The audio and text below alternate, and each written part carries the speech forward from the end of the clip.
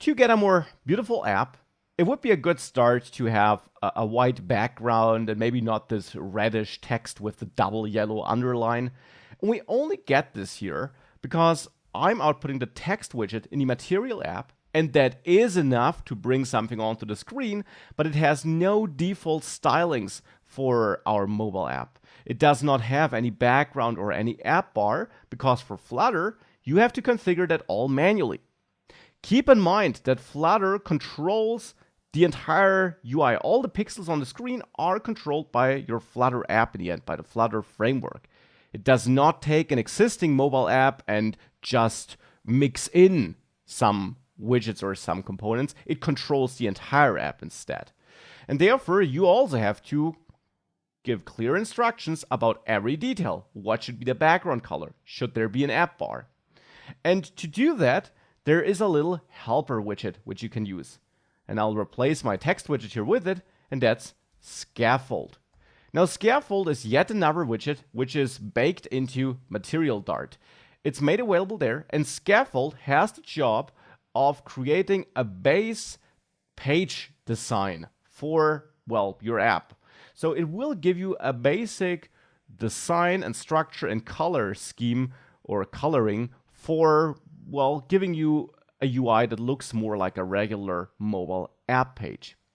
Scaffold also has a couple of named arguments, and you can always hit Control Space to get some auto-completion in the IDE and get a list of the named arguments that are supported. And here you can also cycle through with the arrow keys to get some help and some explanation of what each of these named arguments does. Now, there are tons of arguments, and typically you only use a few of them for each widget you're creating.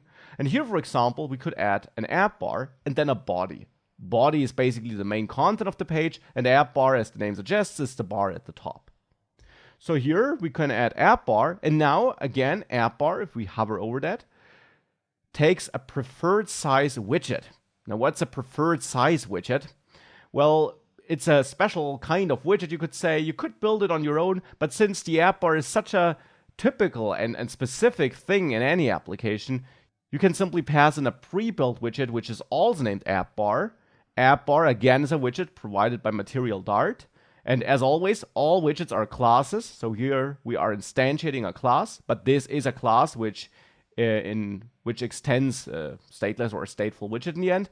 An app bar, then again, takes some configuration. So here, if I hit Control Space whilst being within the parentheses with my cursor, I get some explanation on what I can pass here. And you can pass a bunch here. You can pass actions, which would be buttons in your app bar. You can pass some bottom tabs if you want to add some tabs in there. You can change the background color, but for now I only want to set my title. Title is a named argument that allows me to set a title for this page.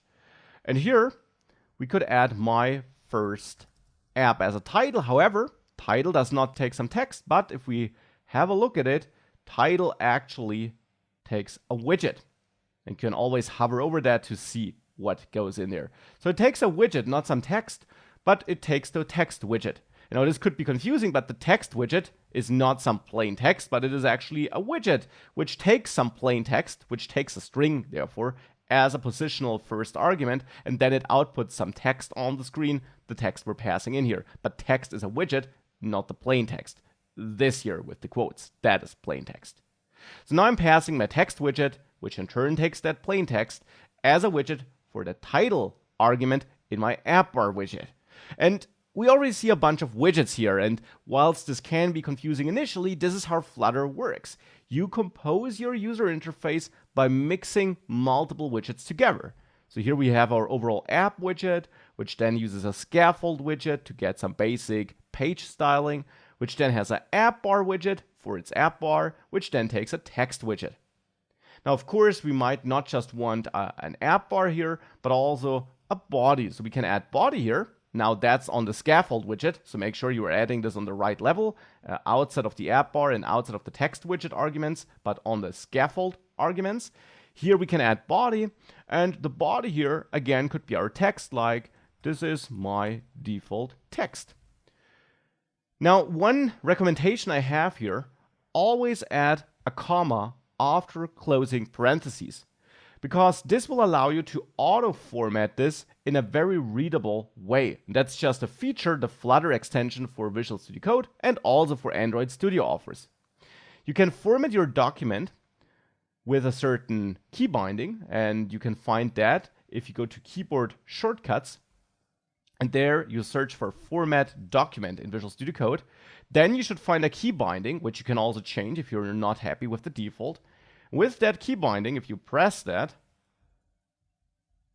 you auto-format your code to be a bit more readable, and with these trailing commas at the end of every line, Flutter is able to format this nicer. If I would remove this comma after my body argument here, you see now it formats this a bit more unstructured, and for short snippets like this is fine, but the longer your widget trees get, the easier and nicer it is to read this with these trailing commas, which improve the auto-formatting. But that's just a tiny hint for writing clean code. So with that, we finished our scaffold widget, which we didn't create ourselves, but which is provided by Flutter, and we passed an app bar and a body. And now if we save this, it should automatically rebuild and hot reload your application. Hot reload means that it didn't need to restart the app, which means it keeps the current state. If we changed any data in there, it wouldn't restart and overwrite that. Instead, it keeps the app as it was and just injects our new code into it, which is some magic managed by Flutter during development. And therefore, if we go back, now this looks way better. Instead of that ugly hello, which was red with a black default, with a black background, we now have our nicer page look here with an app bar, with a little drop shadow, with a blue background, with our title that automatically has a color that contrasts against the background. And then here we have the "this is my default text, which we output in the body, so in the main area of this page.